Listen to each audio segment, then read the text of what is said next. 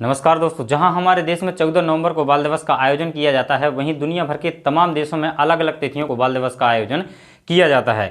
आइए जानते हैं बाल दिवस की शुरुआत कैसे हुई और बाल दिवस होता क्या है।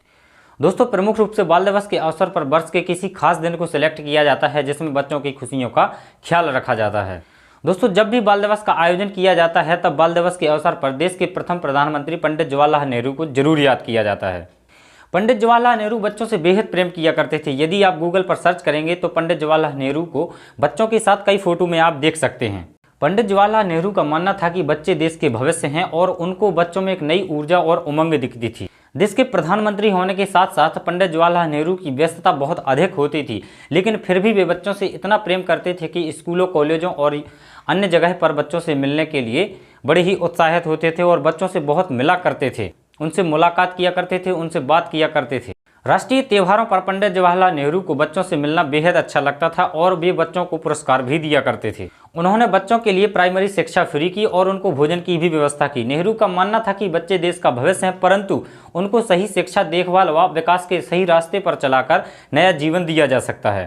दोस्तों, अब बात करते हैं बाल दिवस की शुरुआत हुई कैसे। तो बाल दिवस मनाते हैं, परंतु क्या आप जानते हैं कि 14 नवंबर को ही बाल दिवस क्यों मनाते हैं? इंडिया पाकिस्तान पार्टीशन 15 अगस्त 1947 से लेकर 1964 तक हम 20 नवंबर को ही बाल दिवस मनाते थे। दोस्तों, 20 नवंबर को बाल दिवस मनाने के पीछे सबसे बड़ा कारण है कि 1925 में बाल दिवस की नींव रखी गई थी, जो आगे जाकर पूरे विश्व को मान्यता मिली कि 20 नवंबर को ही बाल दिवस मनाया जाएगा। जैसे ही अमेरिका में 20 नवंबर को बाल दिवस मनाने का प्रचलन बढ़ा, धीरे धीरे पूरी दुनिया के कई देश बाल दिवस को 20 नवंबर को ही मनाने लगे। इसके पश्चात 20 नवंबर को अमेरिका ने भी घोषणा कर दी कि 20 नवंबर को ही बाल दिवस मनाया जाएगा। इसके साथ ही भारत 20 नवंबर को ही बाल दिवस मनाने लगा।